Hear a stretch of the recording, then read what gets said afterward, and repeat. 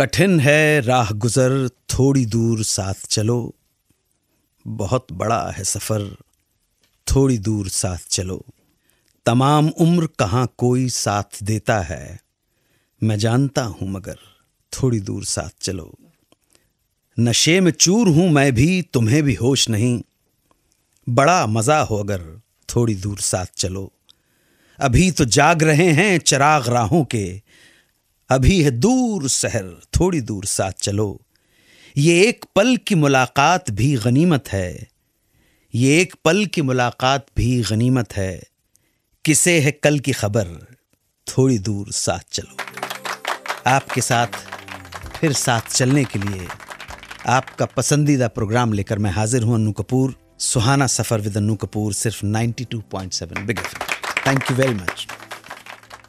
आज की कहानियों का ट्रेलर, एक कहानी होगी देशभक्ति के उस गीत की कहानी जिसके बोल ऐ मेरे वतन के लोगों। इस गीत से जुड़े कुछ रोचक फैक्ट्स आज आपके बीच रखूंगा।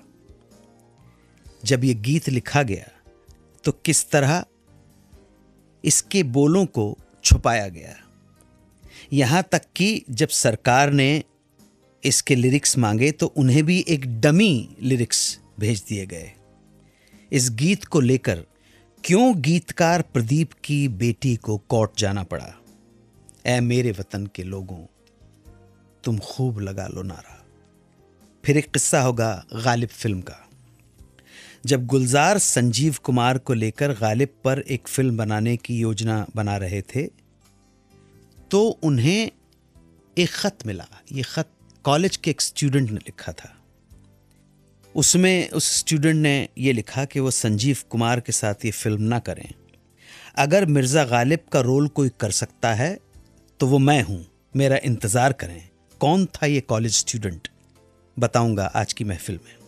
फिर बताऊंगा कि किस बात पर सुरैया ने दिलीप कुमार के साथ कभी काम ना करने का फैसला ले लिया। इन तीन कहानियों के अलावा साथ होंगे हमारे रेगुलर सेगमेंट्स, दिल ने फिर याद किया, चुरा लिया है तुमने जो धुन को, और हमारे एक लिसनर के सवाल का जवाब। सवाल पूछा है कि क्या राज कपूर की किसी फिल्म में ओपी नैयर ने म्यूजिक दिया है। जवाब जरूर दूंगा। आज के सुहाने सफर की इब्तिदा वतन परस्ती के एक नगमे के साथ।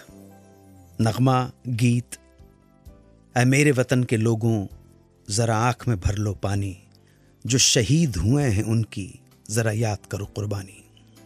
इस अमर गीत से जुड़ी कुछ अनोखी बातें, इंफॉर्मेशन आपके साथ शेयर करना चाहूंगा। 1962 में भारत और चीन के युद्ध में हुई हार से हिंदुस्तान शोक और निराशा में डूबा था। चीन की दगाबाजी और युद्ध में हार ने भारतीय सेना के मनोबल को तोड़ रखा था। ऐसे में सेना के मनोबल को बढ़ाने और शहीदों के परिवारों की आर्थिक मदद के लिए पंडित जवाहरलाल नेहरू ने फिल्मी सितारों के एक चैरिटी प्रोग्राम का आयोजन करवाया। कार्यक्रम 27 जनवरी 1963 को दिल्ली के रामलीला मैदान में होना था।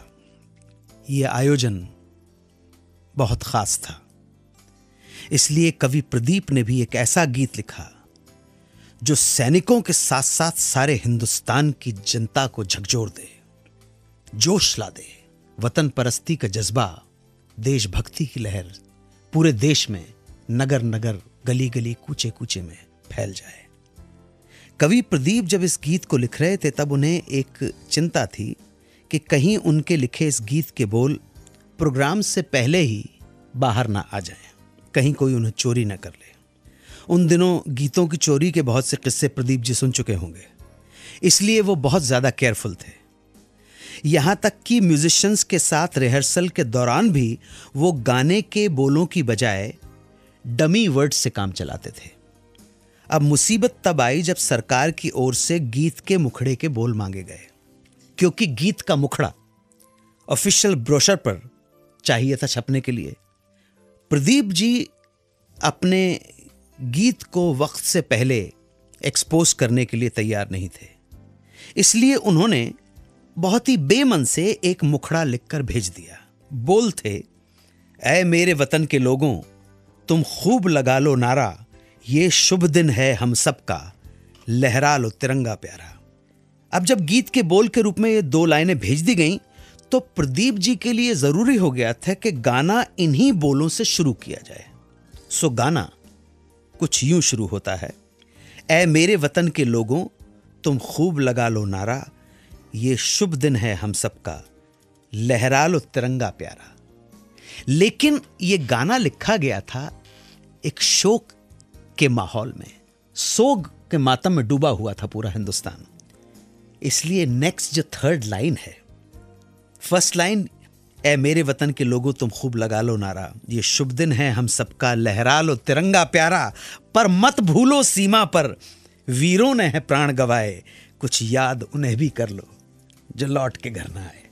ऐ मेरे वतन के लोगों, जरा आंख में भर लो पानी, जो शहीद हुए हैं उनकी जरा याद करो कुर्बानी। तो किस खूबसूरती के साथ उन्होंने एक पॉजिटिव चीज को वापस कंटेम्पररी हालात से रिलेट करते हुए कविता रच दी, अमर कविता। समारोह के दौरान 27 जनवरी 1963 को रामलीला मैदान में जब यह गीत लता मंगेशकर की आवाज में गूंजा तो सन्नाटा छा गया था। हर एक की आंखों में नमी थी, मैदान सिसकियों से भर गया। पंडित नेहरू की भी आंखें छलक पड़ी। उन्होंने लता से कहा, तूने मुझे रुला दिया बेटी, और बोले, जो हिंदुस्तानी इस गीत को सुनकर मुतासिर ना हो वो सच्चा हिंदुस्तानी नहीं है। उन्होंने पूछा कि गीत किसने लिखा है, मैं इसके कवि से मिलना चाहूंगा। अब विडंबना देखिए कि आयोजकों ने इस भव्य समारोह के लिए कवि प्रदीप को बुलाया ही नहीं था। पंडित नेहरू ने गीतकार के बारे में पता किया और डिसाइड किया कि अगली बंबई की यात्रा में वो स्वयं प्रदीप जी से मिलेंगे। इस घटना के लगभग 2 माह बाद यानी 21 मार्च 1963 को जब पंडित नेहरू बंबई गए तो प्रदीप को मिलने के लिए राजभवन बुलाया और कहा कि शाम को रॉबर्ट मनी स्कूल में यही गीत आपको सुनाना पड़ेगा। और शाम को प्रदीप जी ने वही गीत अपनी आवाज में सुनाया।